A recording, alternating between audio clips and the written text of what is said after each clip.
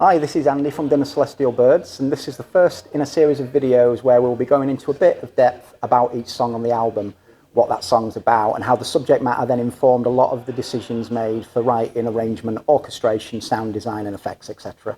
So the album is a concept album, and it's based in rough form on adventures, and these adventures vary from track to track, ranging from personal adventures through adventures that we all share to adventures by certain individuals that are not specifically us in the band or you as the listener. Most of this is metaphor used for things a bit more personal, but trying to match the emotion of those personal things with the emotion of the individual songs. In short, Takeoffs and Landings is inspired by Alexei Leonov's Spacewalk on the 18th of March 1965. The song's in C major, but makes a few uses of the note F sharp, which gives it a very otherworldly feel. The idea of using this is because it's something that's done quite a bit in a whole bunch of sci-fi and fantasy soundtracks. Yoda's theme from Star Wars, some bits in E.T., Final Fantasy, etc. In one of the later sections of this video, I'll make mention of the soundtrack that made me notice this sound that's used in soundtracks, and it actually isn't from a sci-fi or a fantasy film. There's a few things going on in this first part that work together to kind of set the scene. And first off, in this section and in the next section, the bass is played on a synth bass and it's performed by our bassist Matt, and it does this big boom that kind of draws out across the bar. This is to imply the big booster on the rocket that does the blast off and pushes the rocket skywards. The drums in this section also help to reflect this, as they start with a big hit and then they start building and ascending into these kind of tumbling fills. The tumbling fills are to imply a combination of excited butterflies in Leonov's stomach and also debris being kicked out by the huge booster blast. The build on the drums backs up the feeling of the ascending rocket. The guitars in this section are split. The left side guitar, which is myself, and the right side guitar, that is Chris, play a harmonised melody. It largely has the same feeling of ascent as the drums and the synth bass, but also makes use of a few little descents in the notes, because when I wrote those parts, for some reason it just made me feel nostalgic for my childhood and the sense of wonderment I still had for the world at that point, and how much I actually wanted to be an astronaut as a child. Down the centre, Tom's guitar is a bit more deliberately held back tonally. It features some of the same ascending with some descending notes feel as the guitars played by Chris and I, but this guitar line is a bit more open on, and the ascending notes to descending notes ratio is a bit more balanced. This being more tonally held back, open and balanced was to suggest the overview effect. Leonov feels elation at going into space, being one of the chosen few that get to see Earth from a completely different perspective. But also that realisation of how fragile and tiny our planet is, and we are as people compared to the infinite vastness of space. This section of the song finishes with a tiny dropout, which reflects the booster detaching from the rocket.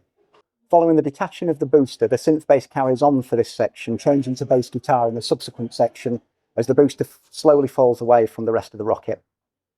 The drums are now playing a proper rhythm beat rather than the previous build and fill, and it's a beat that has a definite push to imply the rocket now moving freely through space without the booster. The centre guitar carries on the same vibe as the previous section, still representing the overview effect.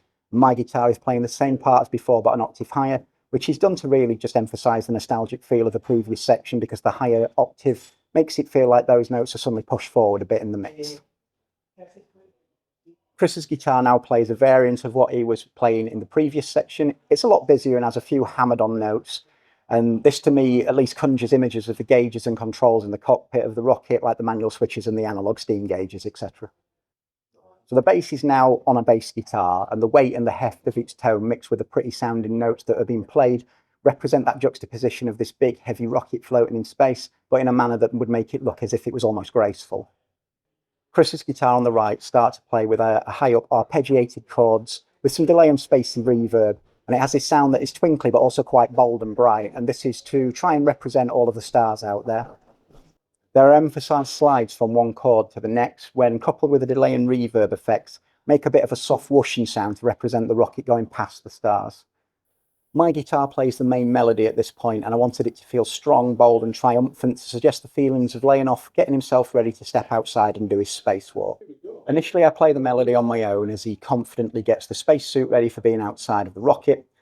At the halfway point of this section, Tom joins in with a harmony on the centre of the guitar that gives it an air of what I would call a slightly elegant melancholy. This was just to represent the surge of feelings that he must have got before opening the hatch and stepping outside the craft. Feelings of, what will this feel like? What if it goes wrong? How will day-to-day life compare after this, etc. So the first 2 seconds, everything drops out except for the centre guitar, and this is the moment Leonov opens the hatch and steps outside. As he gets outside and closes the hatch, that's when the rest of the instruments kick back in. It was decided at this point to have the bass drums, centre guitar and right side guitar all locking together with this big grindy and dense feeling riff, and the left side guitar taking on the sole lead melody. This is because the lead melody is to represent Leonov outside of the rocket, and the rocket is then represented by all the other instruments that play that big grindy riff. It's this representation of human, small, fragile, but also mighty and full of euphoria, and next to him in this big chunky machine, the rocket. At this halfway point of the chunky riff, the notes on the little melodic run change, and this is the part that I was going to tie in with a certain film soundtrack.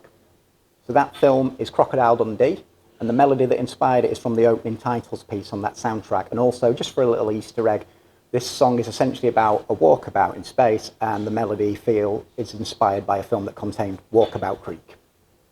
So in this final section, we're representing Leonov outside fully into his spacewalk, and now without any worries.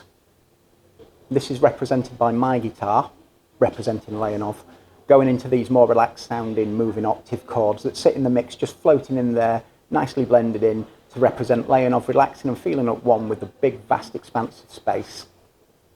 The bass and drums continue to represent the rocket, which now doesn't quite feel like the big chunky machine in Leonov's eyes, as he sees it as something else made tiny and delicate compared to the vastness of space. And this smaller feeling is created by the centre and right guitar no longer locking in with that bass and drums, making the rocket representation sound a lot less dense, heavy and grindy. Those two guitars now play tremolo-picked counter melodies that bring back some of the pronounced twinkling and whooshing star effects of earlier on in the song. And this is just to represent space and the stars all around him. And although big and infinite, the twinkling prettiness is to imply space being majestic and beautiful. The song ends with the same one-line run from the start of the heavy grindy riff, where Leonov opens the hatch to step outside. So at that point of the song, it was done purely on the centre guitar to show the separation. But on this final time, it's done on all the instruments to show that Leonov and the rocket are now one again. So we will do more of these for each song on the album, and we hope that you get something from them and see some of the thought process that went behind what you hear and what went into it.